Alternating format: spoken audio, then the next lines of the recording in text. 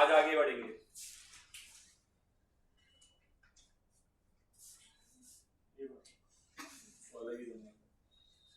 Contents in partnership deed. जब आप partnership deed बनाते हो, पार्टनरशिप का एग्रीमेंट बनाते हो, तो उसमें क्या क्या कंटेंट होने चाहिए। जो रिटर्न एग्रीमेंट होगा पार्टनर्स के बीच में, जिसमें terms and condition and all things related to the partnership recorded होंगी, जिसपे सारे पार्टनर्स का सिग्नेचर होगा, एक्सेप्टेंस होगा, तो वो पार्टनरशिप डीड में क्या क्या चीजें कम से कम होना चाहिए। एक्ट कहता है कि कुछ ये 10 चीजें हैं जो आप अपने पार्टनरशिप डीड में रखोगे तो बहुत बेहतर होगा। सबसे पहला है आपके फर्म का नाम और उसका एड्रेस, कि हम ये जो पार्टनरशिप फर्म बना रहे हैं, इस फर्म का नाम क्या होगा। Mister A, mister B, mister C, हमने मिलकर कोई फर्म बनाया, नाम रखा मेसर्स ABC एंड कंपनी। तो आप अपने फर्म का क्या नाम रख रहे हो, वो नाम आपको सबसे पहला लिखना है उस एग्रीमेंट पे, और उस एग्रीमेंट में ये भी इन्फॉर्म करना है कि ये जो पार्टनरशिप फर्म बनी है ये लोकेट कहाँ होती है, इसका ऑफिस कहाँ है, रजिस्टर्ड ऑफिस कहाँ है, कम्युनिकेशन कैसे हो सकता है, तो इसका एड्रेस भी होना चाहिए। एट द सेम टाइम आपका बिजनेस का नेचर क्या है, आप किस चीज का बिजनेस करने वाले हो, ये भी क्लियरिफाई होना चाहिए। पार्टनरशिप डीड बनाते टाइम भाई हम तीनों ने मिलकर पार्टनरशिप की शुरुआत करने की सोची, तो हम पहले ये डिसाइड करेंगे कि फर्म का नाम क्या होगा, दूसरा हमारा फर्म का ऑफिस कहाँ होगा।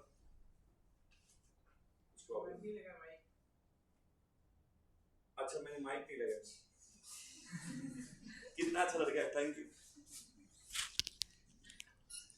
यार। ये सब मेरे को आदत नहीं थी ना, धीरे धीरे धीरे धीरे हो जाएगी। अब ये कैसे करते हैं? हाँ मैं, धन्यवाद, ठीक है। ले तूने मुझे वायरमैन बना दिया बहुत अच्छा लग गया। चलिए कम टू द पॉइंट। तो फर्म का नाम क्या है, फर्म लोकेट कहाँ करती है, कहाँ उसका एड्रेस ऑफिस है, और फर्म क्या काम करेगी, ये चीज भी उसमें लिखी होनी चाहिए कि फर्म का जो बिजनेस होगा उसका नेचर क्या है।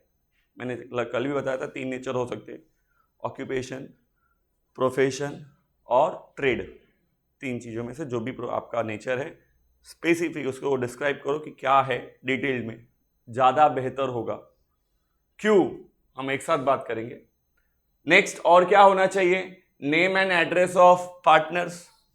जितने पार्टनर्स हैं उन सबका नाम, वो सबका पर्सनली वो कहाँ रहते हैं, उनका पर्सनल एड्रेस, यस और नो।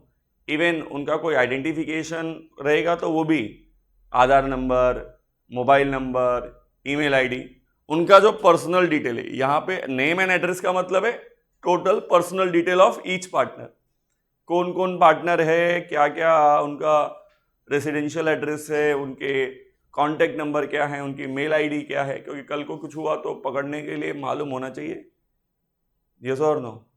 हम 3 पार्टनर है, ये और मैं, हमने अपना एड्रेस बिड्रेस दिया, इसने लिखा गुमनाम, पार्टनर का नाम, अपना नाम लिखी, नीचे एड्रेस लिखी गुमनाम, फोन नहीं है, ईमेल आईडी मालूम नहीं। हाँ कल को कुछ हुआ हम फंस जाएंगे और ये गुमनाम तो ऐसा चलेगा, सबका अच्छे से इंफॉर्मेशन होना चाहिए। मैं ये कह रहा हूं कि एक पार्टनरशिप डीड में क्या क्या होना चाहिए, होगा नहीं होगा ये पार्टनर्स के हाथ में। कानून बनाते टाइम बता दिया कि भाई ये सब होना चाहिए। Next, capital contribution by each partner. फिर उस एग्रीमेंट में ये भी लिखा होना चाहिए कि हर एक पार्टनर ने कितना कितना पैसा कैपिटल बिजनेस में डाला है, कंट्रीब्यूट किया है, वो भी प्रॉपर डिटेल्ड में होना चाहिए कि इस बिजनेस का टोटल कैपिटल कितना है, उस कैपिटल में किसने कितना कंट्रीब्यूट किया है। क्योंकि ऐसा जरूरी नहीं कि सारे पार्टनर कैपिटल दे, कुछ देते हैं कुछ नहीं देते। अपन टाइप्स में जाएंगे तो पढ़ेंगे, फिलहाल अपन अभी जो बात कर रहे कि पार्टनर्स तो पार्टनर्स में सबसे इंपॉर्टेंट अगली चीज क्या है, उनका कैपिटल कंट्रीब्यूशन, कि किसने कितना कैपिटल दिया है, ये बात भी आपको एग्रीमेंट में लिखनी चाहिए। Next, profit sharing ratio. Profit sharing ratio कल हम जब बात कर रहे थे कि जब अपन पार्टनरशिप बनाएंगे तो पहले ही एग्रीमेंट हो जाना चाहिए कि किसको कितना प्रॉफिट का हिस्सा मिलेगा। इफ हमारे बिजनेस में प्रॉफिट हुआ, अगर हम कुछ कमाए तो जो भी हम कमाएंगे उसमें हमें कितना हिस्सा मिलेगा। एक रेशो, एक प्रपोर्शन, रेशो तो सीखा ही है ना आप लोगों ने, तो प्रपोर्शन 2:1:2, 3:2:1, 5:4:3, कोई भी एक डिसाइडेड रेशो होना चाहिए, प्रपोर्शन होना चाहिए जिसमें उस प्रॉफिट को बांटा जाएगा, ताकि कल को कोई कॉन्फ्लिक्ट ना हो। पैसा कमाने के बाद अभी कैसे बांटेंगे, तो अगर पहले से डिसाइडेड है तो टेंशन नहीं है, डिसाइडेड है उसी हिसाब से बटेगा। यस और नो। नेक्स्ट वेरी इंपॉर्टेंट चीज, interest on capital. Interest on, sir what is interest on capital? Partners ने ना फर्म को इंटरेस्ट, पार्टनर्स ने फर्म को क्या दिया है, कैपिटल। पार्टनर्स ने फर्म को क्या दिया है, उन्होंने बिजनेस को पैसा दिया है चलने के लिए, तो ये उनका पूरा अधिकार है कि अगर वो चाहें तो बिजनेस से क्या ले सकते हैं, इंटरेस्ट। क्या ले सकते हैं, उनके कैपिटल पे वो क्या मांग सकते, डिमांड कर सकते, इंटरेस्ट। भाई मैंने बिजनेस को कैपिटल दिया तो मेरा हक बनता है कि मैं बिजनेस से क्या डिमांड करूं, इंटरेस्ट। अगर आपकी ऐसी कोई इच्छा है as a partner, if you willing that कि हमें हमारे बिजनेस से कैपिटल के ऊपर इंटरेस्ट मिलना चाहिए, तो कितना इंटरेस्ट आप चाहते हो वो बात आपको शो करनी पड़ेगी, वो बात आपको शो करनी, यस और no. Next, interest on drawing. जैसे आपने बिजनेस को पैसा दिया है तो इंटरेस्ट मांग रहे हो, इसका रिवर्स भी होता है। अगर आपने बिजनेस से पैसा निकाला तो आपको भी इंटरेस्ट भरना, तो किसको कितना इंटरेस्ट भरना पड़ेगा, इंटरेस्ट ऑन ड्रॉइंग। ड्रॉइंग किया, विड्रॉ किया, पैसा बिजनेस से निकाला, तो उसके ऊपर कितना इंटरेस्ट भरना पड़ेगा, ये भी आपको पहले से डिसाइड कर लेना चाहिए। अच्छा होगा, नहीं तो क्या होगा, ध्यान से सुनो। एक एग्जांपल बताता हूँ। 3 पार्टनर थे, हाँ या नहीं, कॉन्फ्लिक्ट कैसा हो सकता है मैं बताता हूँ। 3 पार्टनर थे, हमने कैपिटल इंट्रोड्यूस किया, तो मैंने कैपिटल पे 10% इंटरेस्ट ले लिया। इस बेचारी का टाइम आया तो बोला नहीं नहीं 5% ही मिलेगा, उसका टाइम आया तो उसको बोला नहीं तू 3% लेगी। तब तो मारपीट हो जाएगी बिजनेस में, भाई तेरे को 10% क्यों, उसको 5 और उसको 3 ही क्यों, चाहिए तो सबको सेम चाहिए ना। एक ही परसेंटेज डिसाइड करो जो एग्रीमेंट में लिखा है, भाई 10% एग्रीमेंट में लिखा है तो सबको 10% ही मिलेगा, हाँ या नहीं। अच्छा, विड्रॉ करने के ऊपर अगर हमने बिजनेस में से कुछ निकाला तो हमें इंटरेस्ट देना भी पड़ेगा, अगर अपन ने डिसाइड किया है तो कितना देना पड़ेगा आप पहले से डिसाइड कर लो। हर पार्टनर के लिए अलग नहीं हो सकता, सबके लिए एक ही कानून, समान कानून, यस और नो। तो बिजनेस में आपने जो कैपिटल दिया है, आप अगर उस पर इंटरेस्ट चाहते हो तो वो मेंशन करो। अगर आप बिजनेस में से पैसा विड्रॉ करोगे तो कितना इंटरेस्ट भरना पड़ेगा, आप वो भी मेंशन करो। ये कौन कहता है, पार्टनरशिप एक्ट 1932 कि एग्रीमेंट में ये बातें होनी चाहिए, नहीं होगी तो बात की बात है। नेक्स्ट, सैलरी और रेम्यूनरेशन टू पार्टनर्स।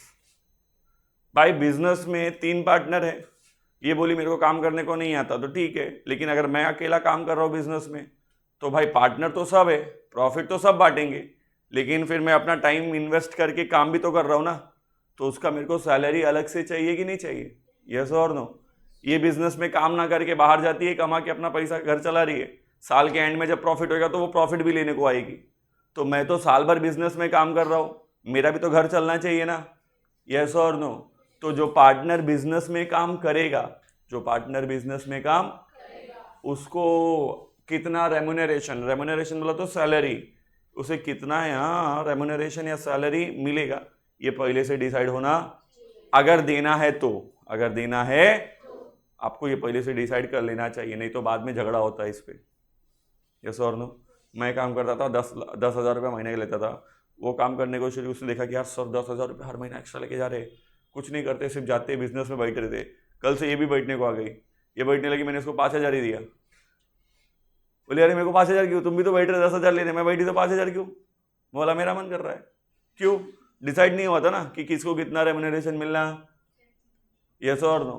तो सीधी सी बात है, कोई भी पार्टनर अगर बिजनेस में काम करेगा तो उसकी सैलरी क्या होगी, ये पहले से डिसाइड होना, ताकि आगे चल के कोई झगड़ा। ये सारी चीजें जो हम लिख रहे हैं, ये इसी चीज के लिए लिख रहे हैं कि कल को कोई दिक्कत या कोई प्रॉब्लम या कोई परेशानी ना हो। मेरी बात समझ में आ रही है सबको? Next, interest on partners loan, again very important. कभी कभी बिजनेस को पैसे की जरूरत पड़ती है, एक्स्ट्रा पैसे की जरूरत पड़ती है। हम 3 पार्टनर थे, 10,000 रुपया बिजनेस में कैपिटल डाला, बिजनेस चालू कर दिया। 6 महीने के बाद कोरोना आ गया, यस और नो। सारे दुकानें बिकानें बंद हो गई। अब अपने को कोई सेल्स नहीं हो रहा है, इनकम नहीं आ रही है, लेकिन फिर भी बिजनेस तो चलाना है ना। अब बिजनेस का मतलब गाला रेंट पे लिया था तो रेंट तो भरना पड़ेगा, इलेक्ट्रिसिटी बिल आ रहा है, लाइट बिल तो भरना पड़ेगा, और ये सब फुकट में तो भरेंगे नहीं। उसके लिए क्या चाहिए? पैसा। मैं एक एग्जाम्पल बता रहा हूँ। तो कभी कभी क्या होता है, बिजनेस में पैसा नहीं रहता और पैसे की बहुत ज़रूरत होती है, तो क्या करें? हम जानते हैं कि कोरोना एक महीना, 4 महीना, 5 महीना, 1 साल, 2 साल के बाद चला जाएगा, लेकिन अगर बिजनेस चला गया तो ख़त्म। तो उसे बचाने के लिए हम क्या करते? लोन लेते। क्या लेते? तो फॉर एग्जाम्पल मैं, ये और ये, इसमें से ये जो तीसरी लड़की है ये बहुत अमीर है, मजबूत अमीर है, ये बोली सर टेंशन नहीं, मैं कैपिटल के अलावा मैं बिजनेस को लोन देने को तैयार हूँ, मैं बिजनेस को लोन देने को। वो बेचारी अलग से घर से 30,000 रुपये लेके आई, यस और नो, हाँ या नहीं? तो अगर किसी पार्टनर ने बिजनेस को अलग से कैपिटल के अलावा, कैपिटल के पैसा दिया है, that is called as loan, that is called as. भाई ओन के अलावा दूसरा क्या होगा? लोन। या अपने या तो पराए, हाँ या नहीं? अपना या फिर उधारी। तो अपना तो कैपिटल सबने दिया ही था, इसने कैपिटल के अलावा 30,000 दिया, that is her loan, yes और नो। तो पार्टनर ने अगर बिजनेस को लोन दिया है तो उसे कितना इंटरेस्ट मिलना चाहिए ये डिसाइडेड होना चाहिए। ये क्या होना चाहिए? पहले से डिसाइड होगा तो अच्छा रहेगा, नहीं तो आगे मारपीट होगा। उसने 30,000 दिया, हमने साल भर पैसा यूज किया, साल के एंड में बोला भाई ले तेरा 30,000, वो बोली सर 40% इंटरेस्ट चाहिए। 40%? क्यों? क्योंकि पहले से डिसाइड, और तभी मांगी तो झगड़ा हो जाएगा। चलो मान लो मैंने दे दिया 40%, फिर अगले साल हमारे दिल में आग जलती रहेगी ना, हम जबरदस्ती बिजनेस को लोन देंगे और 50% इंटरेस्ट ले लेंगे, ताकि उसके दिल में वही आग जले जो हमारे दिल में जल रही है। ऐसे ये बिजनेस चलेगा ही। तो इससे अच्छा है बिजनेस बनाते टाइम पे ही बात तय हो जाए कि कल को फ्यूचर में अगर बिजनेस को पार्टनर से लोन मिला, पार्टनर से एक्स्ट्रा पैसा लेना पड़ा, तो उन्हें हम कितना इंटरेस्ट देंगे वो पहले से डिसाइड होना चाहिए। नेक्स्ट, ये सबसे इंपॉर्टेंट पॉइंट है क्योंकि आने वाला बाकी का 3-4 टॉपिक यही है। पहला है एडमिशन, पहला है एक, दूसरा रिटायरमेंट, तीसरा डेथ, और चौथा डिसोल्यूशन। एडमिशन का मतलब होता है कि नया पार्टनर को, कोई नया व्यक्ति बिजनेस में इंटर हो एज अ पार्टनर। हम 3 पार्टनर थे, फिर हमने डिसाइड किया कि इस लड़की को भी हम अपने बिजनेस का क्या बनाएंगे? पार्टनर। तो नया व्यक्ति बिजनेस में एज अ पार्टनर आएगा, उसे कहते हैं एडमिशन, शॉर्टकट में। अभी सिंपली अपन एक्सप्लेनेशन जब टॉपिक शुरू करेंगे तभी आराम से रखेंगे। फिलहाल अभी इंपॉर्टेंट क्या है कि कोई नया व्यक्ति जब बिजनेस में आता है तो उसे हम क्या कहते हैं? Admission of partner, admission of. तो किसी भी नए पार्टनर को लाने का क्या रूल होगा, क्या कानून होंगे, क्या कायदे होंगे, क्या क्या चीजें करनी होगी, वो सब पहले से डिसाइड होना। नहीं तो क्या होगा? वही हो गया ना बात कि ये इसने अपने दोस्त को लाया पार्टनर बोल के, फिर मैं भी अपने दोस्त को लाएगा, फिर वो भी अपने दोस्त को लाएगी, ऐसा सबके दोस्त ही पार्टनर बन जाएंगे, तो ये याराना मूवी हो जाएगी। हाँ, फर्म कम हो जाएगा, लोगों का इंटरफेरेंस बहुत ज्यादा होएगा। तो पहले से प्री डिसाइडेड होना चाहिए कि किस कंडीशन में कोई पार्टनर आ सकता है, नया पार्टनर आएगा तो सबकी सहमति होनी चाहिए। क्या क्या कंडीशन होगा, नए पार्टनर से कितना कैपिटल लेना होगा, वो आएगा तो उसको प्रॉफिट में कितना हिस्सा देना होगा, सब चीज़ें पार्टनर के लेके, एडमिशन को लेके सारी बातें पहले से क्लियर होनी। जैसे किसी को लाने का हिसाब किताब पहले से मालूम होना चाहिए, वैसे अगर किसी को बिजनेस से रिटायर करना है, कोई छोड़ के जा रहा है या किसी को अपन विदा कर रहे, निकाल रहे, एग्जिट करवा रहे, तो किसी पार्टनर को एग्जिट करने पे उसको कितना पैसा दिया जाएगा, कैसे उसका रिटायरमेंट कैलकुलेट होएगा, कैसा उसका प्रॉफिट निकाला जाएगा, सब आपको पहले से हिसाब किताब मालूम होना चाहिए। वो कंडीशंस भी आपने पार्टनरशिप डीड में मेंशन करना चाहिए कि लाने के कानून क्या होंगे, निकालने के कानून क्या होंगे, खुदा न खास्ता निकल गए, डेथ, तो जो गया उसको क्या कॉम्पनसेट, कैसा कैलकुलेशन किया जाएगा, वो भी अपने को पहले से डिसाइड करके रखना चाहिए। क्योंकि ये तो हम सब जानते हैं कि कोई इमॉर्टल तो है नहीं, आज नहीं तो कल हादसा, दुर्दशा या कुछ भी किसी के साथ भी हो सकती है, हाँ या नहीं। आज हंस रहे, कल हंसते हंसते निकल लिए, यस और नो। तो कल अगर ऐसा कुछ कॉन्सिक्वेंसेस हुआ तो उस सिचुएशन में क्या करना होगा वो पहले से डिसाइड होना चाहिए। और लास्ट, डिसोल्यूशन। डिसोल्यूशन का मतलब होता है बंद करना। इस वर्ड को जरा ध्यान से देखो, डिस और सोल्यूशन। डिस का मतलब नहीं होना, सोल्यूशन का मतलब अब कोई उपाय बचा ही, तो जब बिजनेस के पास कोई उपाय नहीं बचता तो बिजनेस को क्या करना पड़ता है, बंद। सबसे अंतिम उपाय, आखिरी रास्ता, यस और no.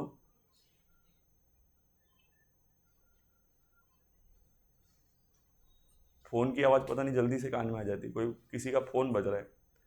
Come to the point, important is what, dissolution. Business अगर बंद करना होगा तो बिजनेस को बंद करने का सही तरीका क्या होगा, हम क्या रूल फॉलो करके बिजनेस बंद करेंगे। क्योंकि जब बिजनेस बंद करेंगे तो कैलकुलेशन होएगा।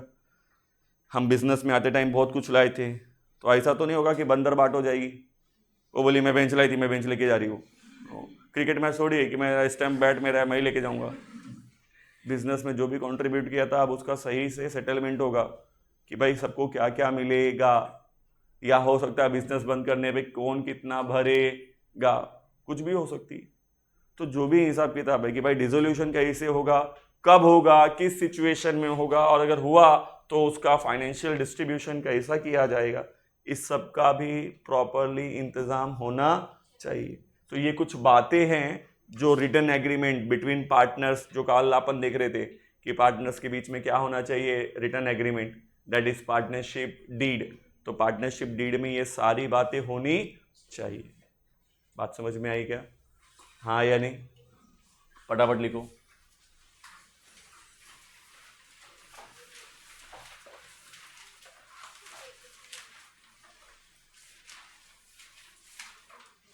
पीछे नहीं, आगे छोड़ दो, जो हो गया उतना, आगे कंटिन्यू करो।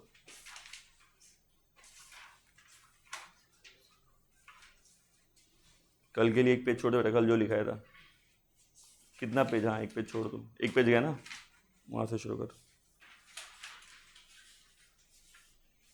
चलो फटाफट लिखो।